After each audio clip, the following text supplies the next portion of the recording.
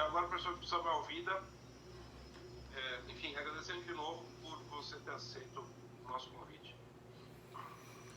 Bom, eu quero iniciar cumprimentando a Iá Sandra Lee, a quem eu tomo a bênção em nome da tradição religiosa e civilizatória a qual me integro. Eu sou Ogã de Xangô, do Terreiro do Cobre, aqui na Bahia.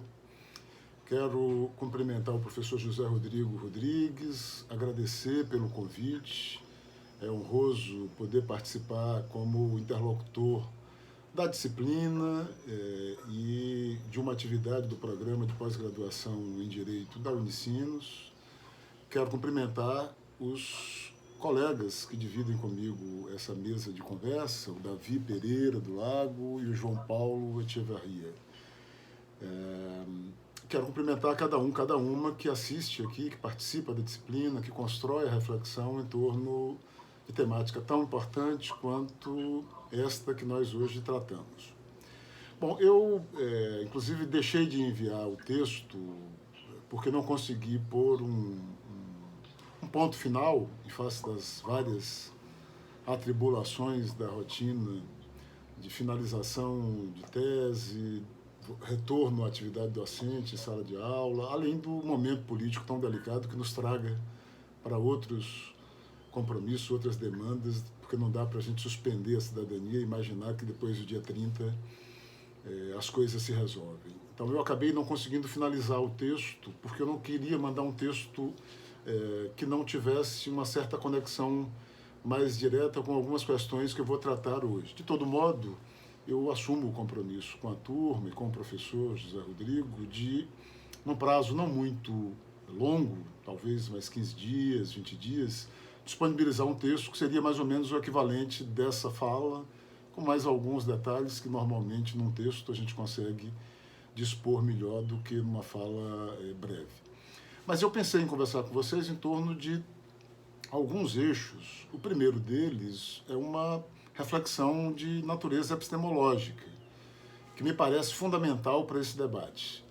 Se, em geral, o debate sobre o direito, o debate sobre a Constituição, na atualidade, exige uma série de revisitas ao passado para entender melhor os pontos de partida que nos organizam a inteligibilidade, as leituras, as teorizações, eu penso que nesse debate mais ainda. Então, o primeiro aspecto é, de fato, uma reflexão epistemológica sobre a premissa que, de certa forma, estrutura a nossa abordagem sobre essa questão da religiosidade e da sua relação com o direito, que é a premissa moderna de que houve um desencantamento do mundo, de que a modernidade conseguiu produzir uma situação de emergência de uma racionalidade que se expressaria e se desenvolveria para além do religioso, para além do mágico, para além daquilo que convencionou se chamar como um território não racional, expressado pela fé e por outras práticas culturais ligadas a crenças. Bom, a minha provocação é de uma revisita que diverge da leitura de que tem havido essa ruptura efetivamente e definitivamente. Tomando emprestado a expressão do Paolo Grossi, eu penso que a ideia do desencantamento do mundo e de emergência de uma racionalidade jurídico-política descolada dessas dimensões culturais, simbólicas, imateriais, que se expressam sobretudo através da religiosidade,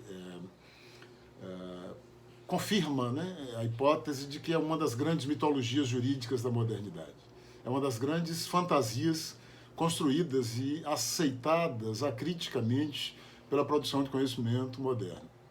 E eu vinculo essa constatação a uma outra leitura, que é a do Bruno Latour, especialmente na obra Jamais Fomos Modernos.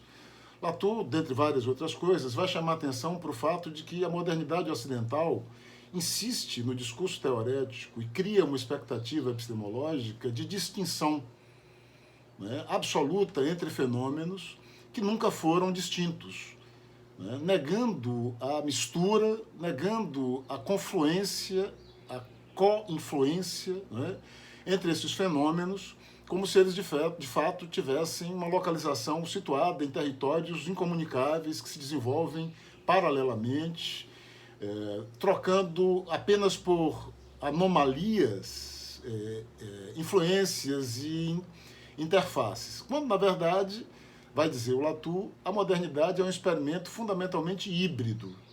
O tempo inteiro, né, os fenômenos aparentemente díspares e situados em territórios diferenciados convergem, se amalgamam, se confundem, e a gente continua fazendo uma leitura deles por parâmetros inadequados, porque partindo da premissa do desencantamento do mundo e da racionalização de que eles estão separados ou de que eles não se comunicam.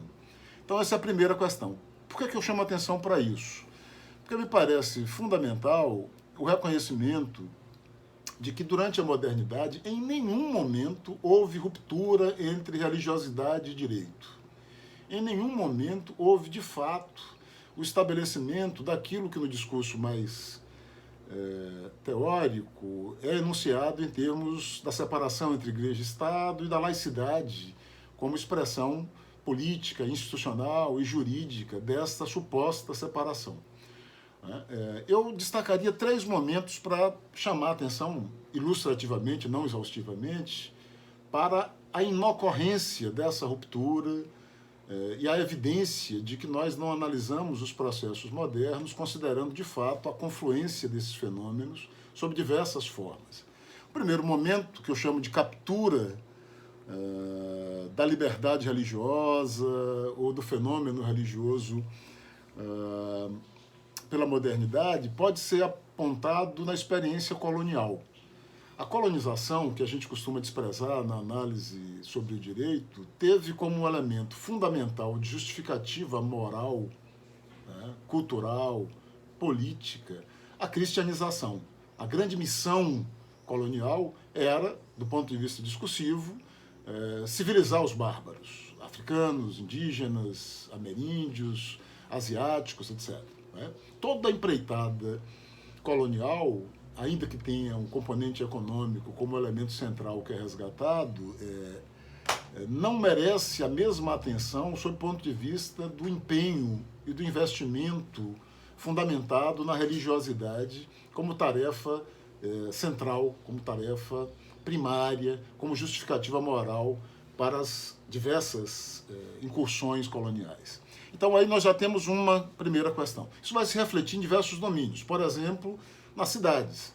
As cidades coloniais ibero-americanas são, em geral, marcadas por uma monumentalidade católica que define, inclusive, em certa medida, a fundação das cidades. Mosteiros, igrejas, nomes sagrados para definir áreas, bairros, etc. E toda uma ambiência que já coloca como natural a religiosidade cristã como elemento estruturante do ponto de vista cultural e civilizatório dessas novas sociedades. E vai ter toda uma repercussão na educação, nos símbolos produzidos, nos discursos, na nomeação das cidades, etc. Então, essa é uma primeira dimensão. A religião atravessa a experiência moderna do ponto de vista da colonização de uma maneira muito mais intensa do que a que costuma ser reconhecida. E vai repercutir no direito. O direito colonial é um direito ainda profundamente impregnado de forma muito explícita de elementos religiosos, ora mais evidentes e articulados com a Igreja Católica, ora menos evidentes, mas articulados com a moralidade cristã, que vai dizer o que deve ou não ser autorizado, o que pode ou não ser feito, como manejar esses estoques demográficos de bárbaros e semi-bárbaros no olhar colonial, pelo olhar colonial, na construção dessas sociedades coloniais. O segundo momento, que é muito importante, que tem mais implicação para o tema do Estado de Direito e religião, é o de formação dos Estados nacionais pós-coloniais. O momento em que, inclusive, do ponto de vista histórico mais amplo, esses novos Estados contribuem para a consolidação da experiência da Constituição, do constitucionalismo como referência organizativa do Estado, definidora de uma arquitetura político-jurídica, de uma institucionalidade inspirada nas ideias iluministas consagradas pelas revoluções burguesas, mas eu diria que consolidada, sobretudo, pela experiência pós-colonial dos Estados Unidos, no primeiro momento, do Haiti, no segundo momento, e dos Estados ibero-americanos, no terceiro momento. Ora, em geral, essas experiências pós-coloniais são marcadas novamente por uma intensa busca de legitimação dos novos estados em torno da religiosidade cristã e do que poderíamos chamar, ampliando um pouco, de legado judaico-cristão. Essas sociedades que se estruturam já como integrantes de estados nacionais independentes buscam se legitimar perante o mundo e se constituir como projeto de nação em torno dos valores judaico-cristãos. Isso vai ter uma série de repercussões, desde situações como a da Argentina e a do Brasil, em que as constituições naturalizam a religião católica como religião de Estado. A Argentina mantém isso até hoje. A brasileira supera a partir da adoção da República, mas nós tivemos 66 anos de padroado, né, como regime constitucional em que Estado, Igreja, Estado e religião se confundem e trocam influências de forma intensa, com toda uma regulamentação jurídico-constitucional, e isso merece também a nossa atenção. Isso vai viabilizar todo um processo de implicações de diversa natureza. Eu daria como um exemplo o processo de urbanização ou de modernização urbana das cidades brasileiras, que vai produzir uma faxina étnica que não é só uma faxina racial, sob o ponto de vista da exclusão de sujeitos marcados por fenótipos indesejáveis. É uma faxina étnica que tem como centralidade desafricanizar, no caso do Brasil, desafricanizar os grandes centros, retirar a pujança da cultura negra em cidades como Porto Alegre, como Salvador, como Recife, como Rio de Janeiro, que vão, em torno do discurso da modernização europeia, passar por um processo de saneamento racial, étnico-cultural, brutal, que tem a religiosidade como um dos elementos, como um dos substratos legitimadores. Se a gente pegar a imprensa, né, das primeiras décadas do século XX, nós vamos encontrar como uma tônica comum nos grandes jornais a manifestação das lideranças religiosas católicas apoiando os processos de reurbanização e sustentando uma campanha pública de desafricanização, de combate às práticas religiosas e culturais não pautadas pelos valores da moralidade judaico-cristã, particularmente da moralidade católica. Então, um segundo momento que eu gostaria de destacar. O terceiro diz respeito à consolidação do que a gente chama hoje de democracia liberal. Portanto, já estou falando de um período mais recente, pós-Segunda Guerra Mundial, onde nós vamos encontrar toda uma elaboração discursiva e um aperfeiçoamento das engrenagens jurídico-constitucionais asseguradoras da liberdade, tutelares da cidadania, reconhecedoras daquilo que vem sendo chamado de direitos fundamentais por outros direitos humanos, como condição, inclusive, de possibilidade de imaginar a democracia.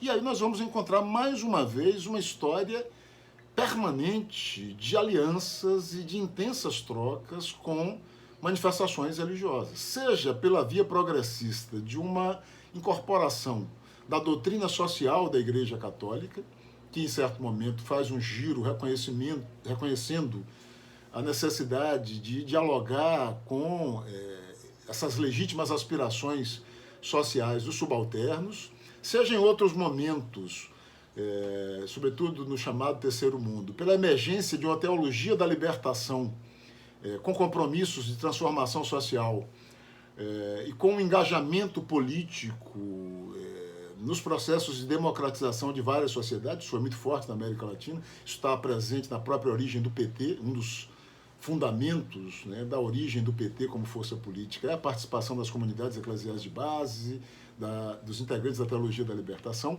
seja na resposta conservadora, formulada por liberais e até por autoritários, de buscar na igreja e na pauta dos costumes morais, originada do discurso cristão, os fundamentos para a sua movimentação. nós assistimos hoje a uma composição em torno dessa prática na atual quadra conjuntural que vivemos. Toda uma tentativa do bolsonarismo de fundamentar sua legitimidade política, menos numa capacidade de gestão ou na apresentação de resultados, já que se conclui um primeiro mandato realizado por esse grupo político, e mais na busca de legitimação numa espécie de defesa de um campo civilizatório que estaria ameaçado, que seria desfigurado por práticas e valores atentatórios a essa tradição.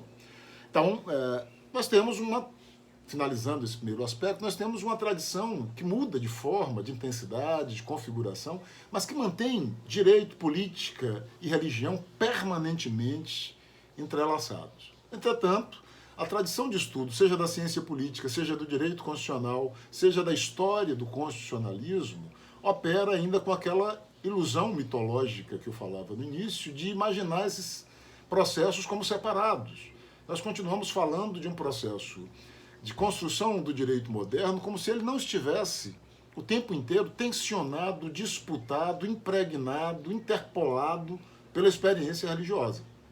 E ao fazê-lo, nós acabamos transformando momentos mais agudos como o atual como expressão de uma espécie de excepcionalismo, que no fundo não é verdadeiro, é singular.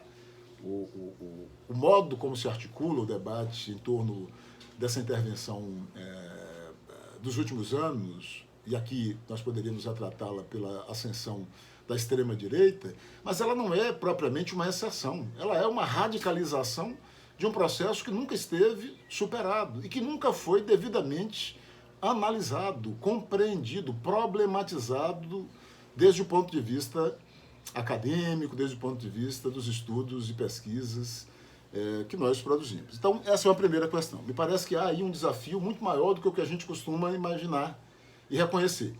O desafio de reencontrar ou de localizar no ambiente da análise da história da modernidade, do desenvolvimento ou da formação social e institucional, as interpolações entre igreja e entre religião e direito, entre religião e política.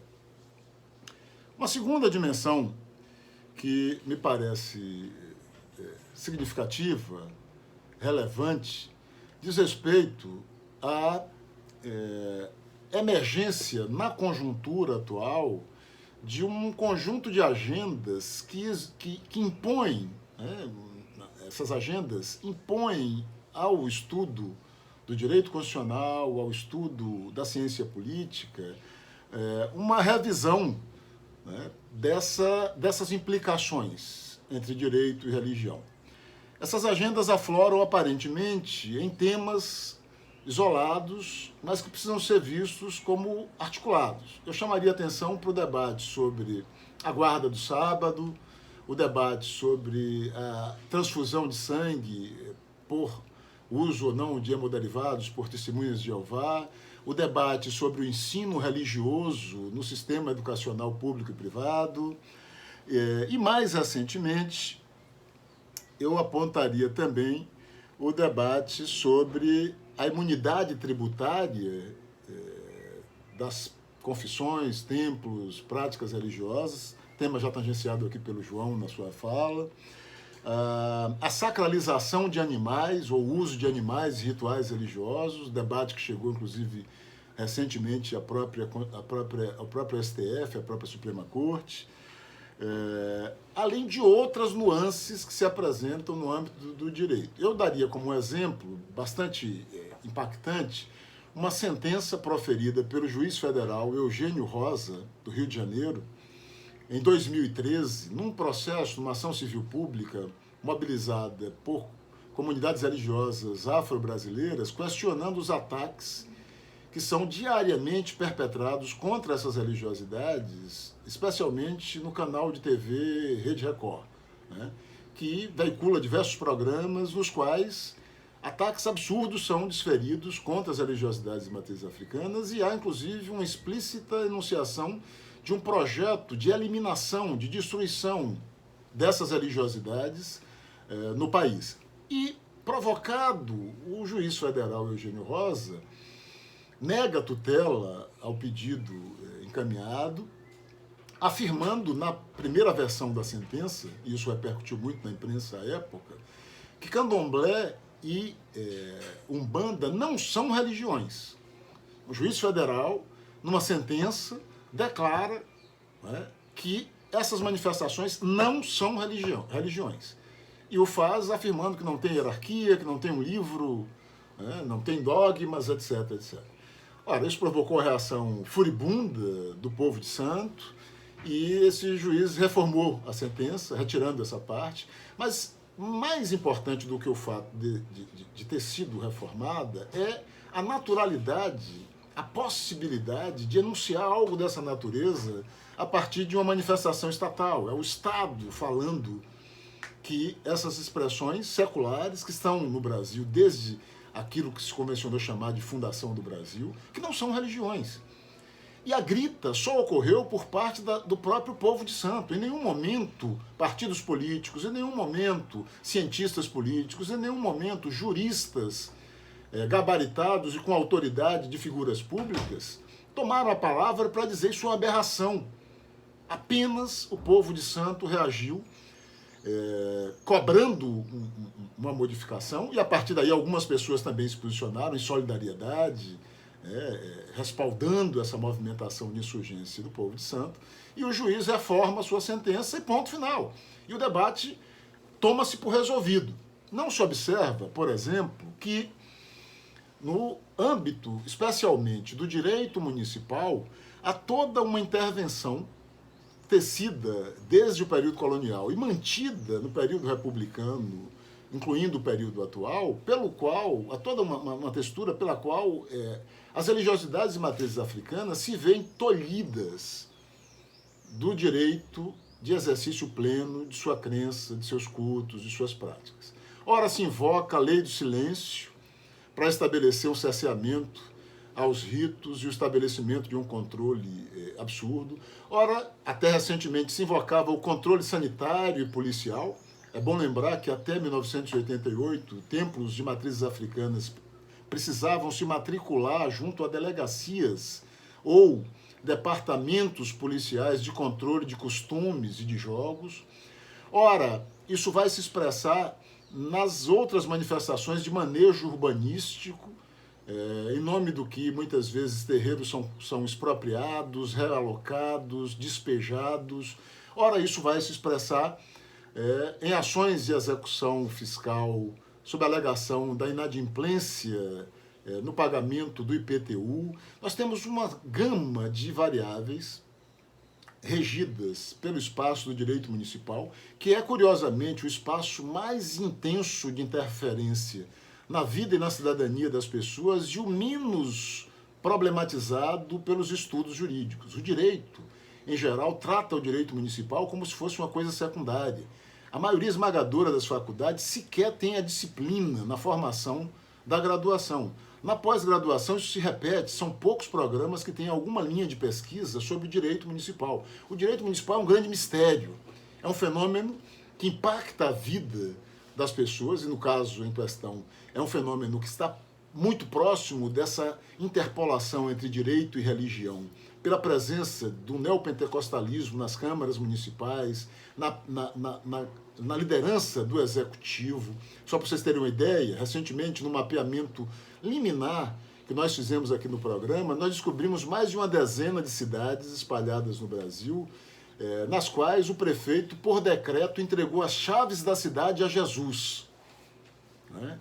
Numa manifestação que pode parecer ingênua e desprovida de algum efeito, mas que tem um impacto simbólico, que tem um significado político-jurídico que não pode ser desprezado.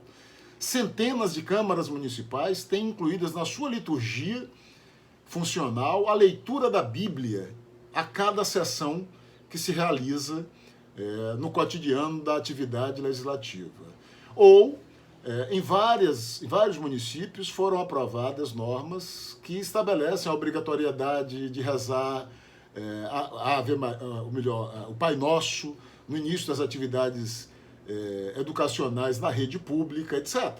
Né? Isso tudo passa, em geral, desapercebido, salvo quando algum setor mais atingido denuncia, e quando se resolve pontualmente pela declaração da inconstitucionalidade dessa norma, ou por uma intervenção do Ministério Público restauradora, parece que o problema resolveu-se. Parece que está tudo ok, como se aquilo fosse novamente um excepcionalismo, uma extravagância praticada por um extremista, e não algo que flerta, que se infiltra, que se apresenta o tempo inteiro na agenda política do país, mesmo nas gestões progressistas. Lembrem-se que o passaporte para ministros neopentecostais conferido pelo Executivo Federal se verificou durante as gestões de Lula e Dilma. Assim como o estabelecimento da concordata com o Vaticano, que é absurdamente, a meu ver, inconstitucional. Não é? Então, nós estamos falando de um fenômeno que, com ritmos, intensidades e configurações diferentes, atravessa toda a experiência político-institucional, se manifestando com mais ênfase no âmbito municipal e que, entretanto, nós não discutimos, nós não problematizamos. Queria, por fim, chamar a atenção para uma dimensão que eu tenho buscado dar evidência nas pesquisas que desenvolvo, que é a necessidade de trazermos esse debate para o campo, né, do direito constitucional, da ciência política, especialmente a partir da experiência daquilo ou daqueles que eu tenho nomeado como sujeitos constitucionais insurgentes. Ou seja, dentro de uma arquitetura de institucionalidade político-jurídica que não prevê ou que não deseja que determinados sujeitos se apropriem dessas referências e as instrumentalizem em favor de seus direitos de cidadania, nós temos assistido a uma irrupção imprevista, e não é nova, ela não é recente, de sujeitos que vão se apropriar dessas ferramentas e vão colocar o judiciário, o sistema político, numa situação de constrangimento, pelas denúncias, pelos questionamentos. Esses sujeitos são, especialmente, embora não exclusivamente, o povo de santo.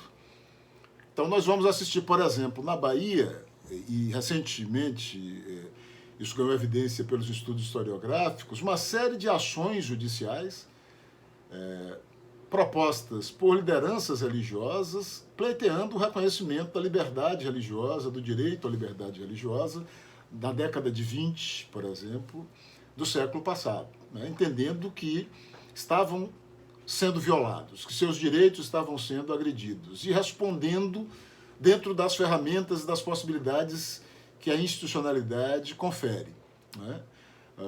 Aqui em Salvador, na iminência da aprovação de um projeto de lei municipal que proibia o uso de animais em ritos religiosos, nós tivemos uma outra manifestação dessa natureza recentemente, em 2013. O povo de santo invadiu a Câmara Municipal, ocupou a Câmara Municipal, provocou a realização de uma sessão extraordinária que levou à derrubada desse projeto.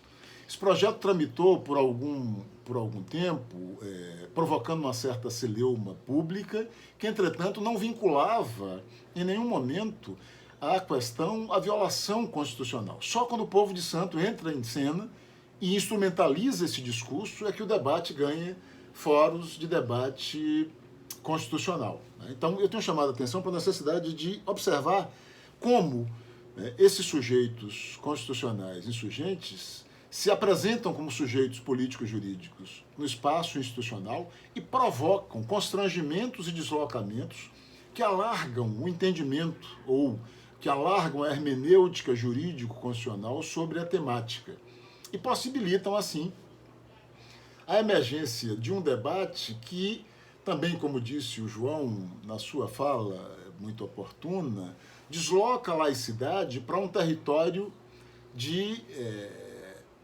construção, né? A laicidade precisa ser reconhecida como algo não resolvido. O senso comum teórico do direito constitucional trabalha a ilusão de que a laicidade é algo absolutamente resolvido, enunciado constitucionalmente desde sempre, desconsiderando que a realidade empírica contesta essa hipótese o tempo inteiro. E mesmo a dimensão teorética não responde adequadamente e de forma satisfatória aos limites da laicidade.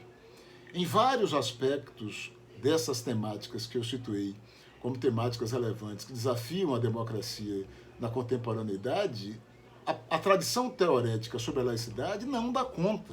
Como a laicidade lida com o ensino religioso, ainda que facultativo? Como a laicidade lida com as manifestações religiosas nos espaços públicos? Como a laicidade lida com a presença da religiosidade na política institucional? Nós temos até mesmo partidos organizados em torno de referenciais religiosos, seja o Partido Social Cristão, seja o PRB, o Partido Republicanos. São desafios que não são respondidos. E, portanto, me parece que reconhecer a partir do empírico como esses sujeitos provocam o sistema pode ser um bom ponto de partida para a gente reconstruir uma reflexão teorética, uma análise empírica de como as instituições e o direito constitucional é operado, analisar como o Supremo tem lidado com isso, e as decisões do Supremo em temáticas específicas são muito potentes e pouco exploradas no campo da pesquisa, da nossa produção de pesquisa.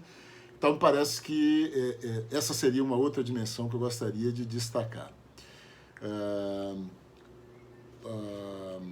Acho que é basicamente isso. Acho que essas questões são as que eu gostaria de mais enfaticamente compartilhar com vocês para fomentar o debate. E eu finalizo falando dessa perspectiva de um processo constituinte como uma resposta à crise. Eu tenho me posicionado ao longo dos últimos anos, quando essa cogitação se apresenta, de forma vigorosamente contrária. Eu acho que, no momento como o que nós vivemos, tomar para si, como resposta político-jurídica, a mobilização constituinte é entregar, né, definitivamente ao polo mobilizado em torno da desconstitucionalização a agenda. É renunciar a tudo aquilo que nós conquistamos como uma espécie de carta orientadora para o desenvolvimento de uma transição democratizante que foi interrompida, que não foi consumada. Nós não tivemos uma transição pós-ditadura militar concluída, nós tivemos um processo arrastado, contraditório, extremamente conciliador, onde as forças progressistas tiveram um papel perniciosamente tímido, né, e muitas vezes, ainda que involuntariamente, cúmplices de determinados retrocessos, e entregar essa agenda, admitindo que essa carta constitucional seria imprestável, é possibilitarmos, contribuirmos assim, de maneira ativa para que esse polo agressivo e hoje detentor da principal movimentação política no país dê as cartas e defina uma hipótese de legitimação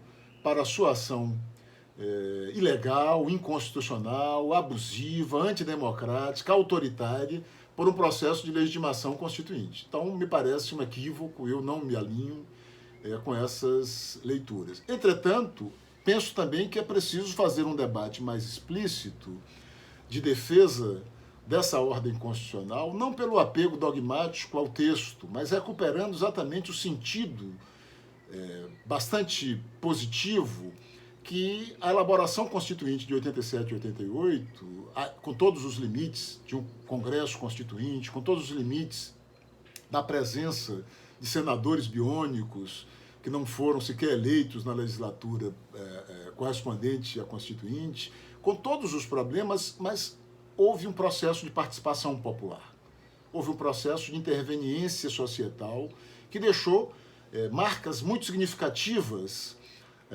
na Constituição. E, da mesma forma, os setores conservadores também deixaram seus registros. Nós temos uma Constituição, portanto, que não é, como quer fazer crer o campo autoritário, uma Constituição esquerdista. Nós temos uma Constituição que é bastante ponderada, e eu diria que um ponto de referência para uma busca compromissária de defesa da democracia, de pactuação de referenciais mínimos, orientados em torno de valores como o pluralismo, um valor que é ameaçado por essa vaga neo-autoritária e conservadora, Valores como a laicidade, ainda que desafiando-nos a definir o que ela virá a ser, mas como uma referência, como um ponto de partida inegociável. Valores como o reconhecimento do pluralismo cultural, das nacionalidades indígenas, da presença negra como fundadora da nacionalidade, sem renunciar aos seus peculiares referenciais culturais civilizatórios, etc. Né? Então, me parece que essa seria a atitude mais adequada para enfrentar o debate na atualidade. Eu não controlei meu tempo, mas imagino que já devo ter tangenciado aí os 30 minutos. Portanto, eu devolvo a palavra ao professor José Rodrigo, agradeço mais uma vez pela gentileza do convite e me coloco à disposição para continuar dialogando aqui e fora daqui sobre essa temática tão importante.